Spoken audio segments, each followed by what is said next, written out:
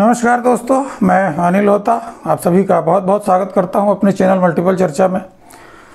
दोस्तों, आज के इस वीडियो में हम पंचायतों के कार्यकाल के संबंध में चर्चा करेंगे।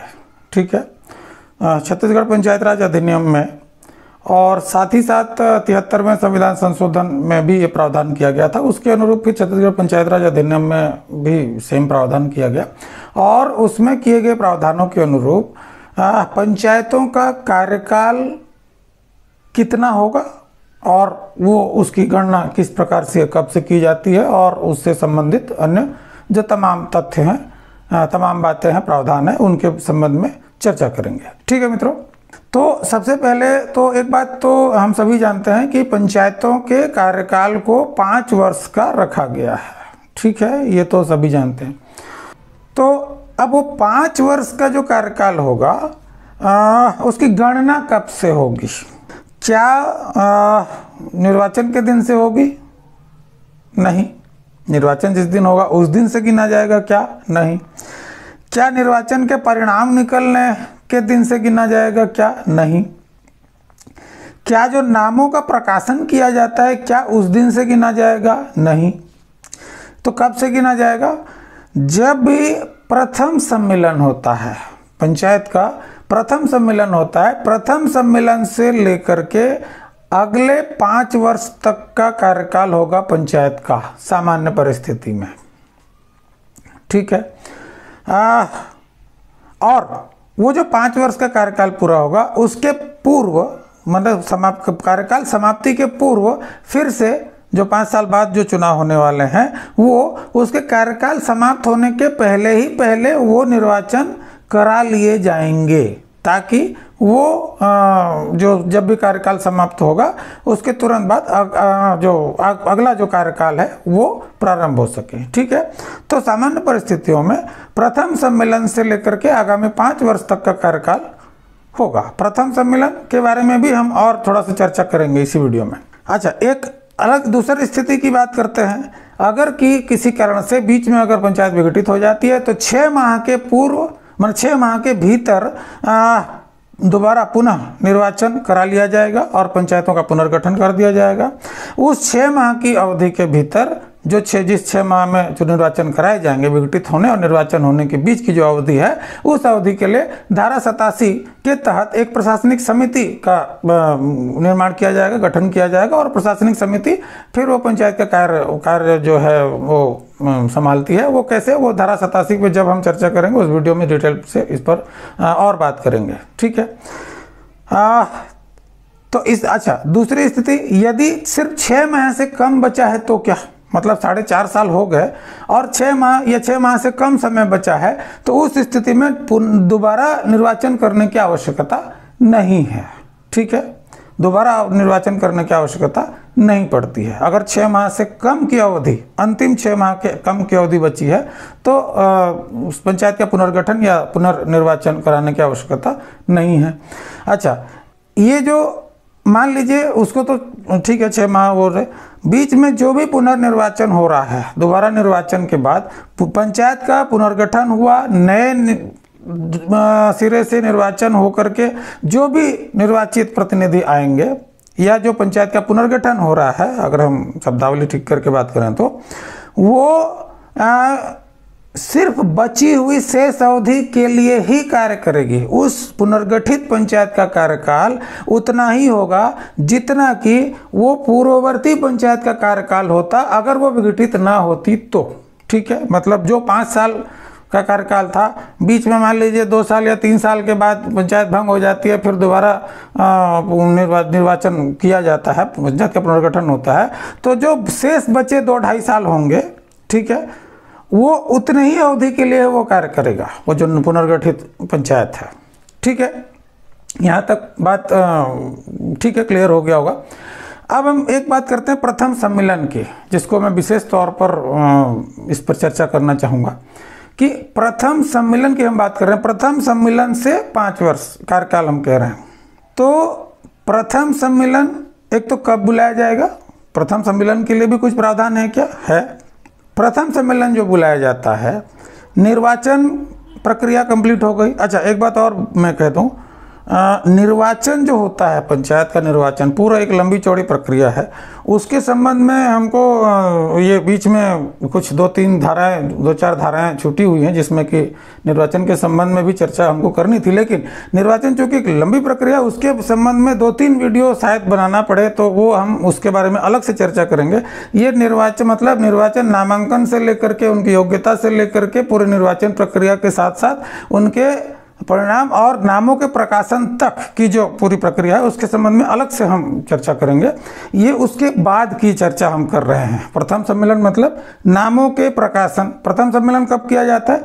नामों का जो निर्वाचित प्रतिनिधियों का जो नामों का प्रकाशन किया जाता है, नामों के प्रकाशन के 30 दिवस के भीतर प्रथम सम्मेलन कराया जाना आवश्यक होता है। ठीक है, जो प्रावधान के अनुरूप। अच्छा, इसमें एक चीज़ और मैं स्पष्ट बता दूं दोस्तों कि कुछ साथियों को मैंने कहते हुए सुना है कि पंचायतों का शपथ ग्रहण कब होता है, शपथ ग्रहण कौन होता है। कई लोग तो इस तरीके से भी बात करने लगते हैं कि ग्राम पंचायत के सरपंच को या जिला पंचायत के अध्यक्ष को, उपाध्यक्ष को, जनपद को माने शपथ कौन दिलाता है, इस तरह से।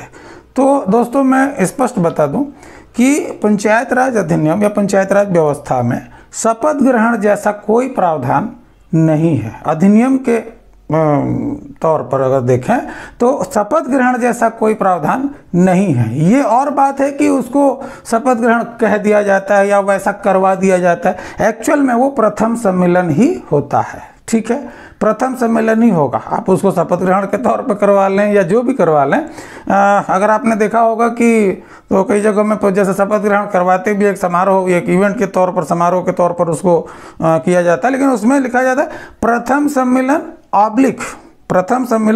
ऑब्लिक शपथ ग्रहण। ऐसा भी कुछ कहीं पर आपको लिखा हुआ देखने को मिल जाएगा। एक्चुअल में वो प्रथम सम्मेलन ही है। कारण कुछ भी हो, उसको शपथ ग्रहण के तौर पे, एक समारोह के तौर पे, किसी कारण से ऐसा ठीक है, एक परंपरा के तौर पर बनी हुई है, लेकिन शपथ ग्रहण जैसा कोई प्रावधान पंचायत राज अधिनियम में नहीं है। वो वास्तव में प्रथम सम्मेलन है। तो शपथ ग्रहण कौन करवाता है, शपथ कौन दिलाता है, ये सब फालतू बातें हैं। ठीक है, ऐसा कोई प्रश्न कहीं पर बनना नहीं चाहिए, और अगर बन जाता है मान लीजिए किसी तरह से, तो उस पर आपत्ति भी लगाया जाना चाहिए। ठीक है, तो प्रथम सम्मेलन, हाँ एक चीज जरूर है कि प्रथम सम्मेलन को बुलाता कौन है, उसका प्रावधान जरूर किया गया है। प्रथम सम्मेलन बुलाने के लिए एक विहित प्राधिकारी निर्धारित किया गया है, उसका प्रावधान जरूर है। उसको हमको जानना चाहिए कि प्रथम सम्मेलन कौन बुलाएगा। तो जो ग्राम पंचायत का अगर प्रथम सम्मेलन है तो वो ग्राम पंचायत का सचिव बुलाएगा, विहित प्राधिकारी होता है प्रथम सम्मेलन बुलाने के लिए। जनपद पंचायत का अगर प्रथम सम्मेलन बुलाया जाएगा तो उसके लिए विहित प्राधिकारी होंगे जनपद पंचायत के मुख्य कार्यपालनाधिकारी, और जिला पंचायत का प्रथम सम्मेलन बुलाने के लिए विहित प्राधिकारी निर्धारित किया गया है। विहित प्राधिकारी होते हैं जिला पंचायत के मुख्य कार्यपालनाधिकारी। तो ये तीनों विहित प्राधिकारी हैं, इनके द्वारा अपने अपने पंचायतों के प्रथम सम्मेलन को बुलाया जाता है। ठीक है, अच्छा वैसे तो हम नामों के प्रकाशन की जो बात करें निर्वाचन के समय फिर अपन बात करेंगे, लेकिन चूंकि नामों के प्रकाशन की भी बात कर रहे हैं तो मुझे लगता है कि थोड़ा सा नामों के प्रकाशन के लिए भी कुछ विहित प्राधिकारी निर्धारित किया है, उसको भी थोड़ा सा इसी में बात कर लेनी चाहिए कि जो प्रतिनिधि जो निर्वाचित होकर के आते हैं, जो सदस्य है ग्राम पंचायत, जनपद पंचायत, जिला पंचायत के, निर्वाचन के उपरांत, निर्वाचन के परिणाम घोषित होने के उपरांत उनका विधिवत नामों का प्रकाशन किया जाता है, जिसकी बात हम थोड़ी देर पहले कर रहे थे। वो नामों के प्रकाशन के लिए भी विहित प्राधिकारी निर्धारित किए गए हैं। उसमें ग्राम पंचायत के जो प्रतिनिधि आएंगे उनके नामों का प्रकाशन उपखंड अधिकारी, जिसको हम अनुविभागीय अधिकारी भी के नाम से जानते हैं, एसडीओ के नाम से जानते हैं, एसडीएम के नाम से अच्छे से जानते हैं, वो उपखंड अधिकारी के द्वारा नामों का प्रकाशन किया, मतलब वो विहित प्राधिकारी होंगे नामों के प्रकाशन के लिए। जनपद पंचायत के जो निर्वाचित सदस्य होंगे उनके नामों के प्रकाशन के लिए उप संचालक पंचायत, डिप्टी डायरेक्टर पंचायत होते हैं विहित प्राधिकारी, वो उसका नामों का प्रकाशन करते हैं। और जिला पंचायत के जो सदस्य हैं, जो निर्वाचित सदस्य हैं, निर्वाचित होकर के आते हैं, उनके नामों का प्रकाशन विहित प्राधिकारी कलेक्टर के द्वारा, कलेक्टर उसके लिए विहित प्राधिकारी होते हैं, उनके द्वारा उनका नामों का प्रकाशन किया जाता है। ठीक है दोस्तों, एक और छोटा सा बिंदु बचा हुआ है इसमें कि जो निर्वाचित सदस्य हैं उनका कार्यकाल क्या, सीधी सी बात है, अगर पंचायत का कार्यकाल 5 वर्ष है तो निर्वाचित जो प्रतिनिधि जो निर्वाचित होकर के आए उनका भी कार्यकाल 5 वर्ष का होगा, बिल्कुल होगा। लेकिन इसमें छोटी सी बात ये करने की आवश्यकता है कि यदि सामान्य तौर पे चल रहा है तब तो ठीक है, वो निर्वाचित प्रतिनिधि जो प्रथम सम्मेलन से लेकर के अगले 5 वर्ष तक वो पंचायत का प्रतिनिधि पदाधिकारी होगा, ठीक है। लेकिन कुछ 2-3 बातें हैं, कुछ चीजें हैं जिसके होने पर वह पंचायत का पदाधिकारी वो नहीं रहेगा। कैसे? ग्राम पंचायत के मामले में यानी कि पंच, सरपंच, आप उप सरपंच को भी शामिल कर सकते हैं क्योंकि बेसिकली वो पंच ही होता है, पंच और उप सरपंच। तो सरपंच हो, उप सरपंच हो, चाहे पंच हो, ठीक है। इनके मामले में यदि मान लीजिए उस 5 वर्ष के कार्यकाल के 5 वर्ष की जो कालावधि है उसके बीच में किसी कारण से, किसी तरीके से यदि वह उस ग्राम पंचायत का जो क्षेत्र है उस ग्राम पंचायत का अगर मतदाता नहीं रह जाता, मतदाता न रह जाए किसी भी कारण से, तब वो फिर पंचायत का पदाधिकारी नहीं रहेगा। उसका कार्यकाल वहीं समाप्त हो जाएगा जहां पर उसकी मतदाता अगर वो नहीं है तब। दूसरा, यदि वह ग्राम पंचायत के मामले में यदि वह किसी तरह के विधायक या सांसद निर्वाचित हो जाता है, विधायक या सांसद निर्वाचित हो जाता है तो पर भी वो उस ग्राम पंचायत का सदस्य नहीं रहेगा। ये ग्राम पंचायत के मामले में 2 चीज हमने देखा। एक, किसी तरीके से किसी कारण से अगर वो ग्राम पंचायत का मतदाता नहीं रह जाता, या फिर दूसरा विधायक या सांसद निर्वाचित हो जाता है। इन परिस्थितियों में वो उस ग्राम पंचायत का सदस्य जो निर्वाचित सदस्य के रूप में था वो अब उसका कार्यकाल समाप्त हो जाएगा, अब वो निर्वाचित सदस्य वो नहीं रह जाएगा। अच्छा, जनपद पंचायत और जिला पंचायत के मामले में भी थोड़ा सा देख लेते हैं, एक लाइन है। जनपद पंचायत के मामले में हो चाहे जिला पंचायत के मामले हो, प्रावधान वही है कि यही यदि वह व्यक्ति उस 5 वर्ष की कालावधि के बीच में किसी कारण से उस जनपद पंचायत के जो पूरा जो क्षेत्र है, जनपद पंचायत क्षेत्र में जितने भी ग्राम पंचायत आते हैं उस जनपद पंचायत के पूरे क्षेत्र के अंतर्गत आने वाले किसी भी ग्राम पंचायत में अगर वो ग्राम पंचायत का अगर वो मतदाता नहीं रह जाता, तब वो फिर उस जनपद पंचायत का सदस्य जो है उसके सदस्यता समाप्त हो जाएगी, ठीक है।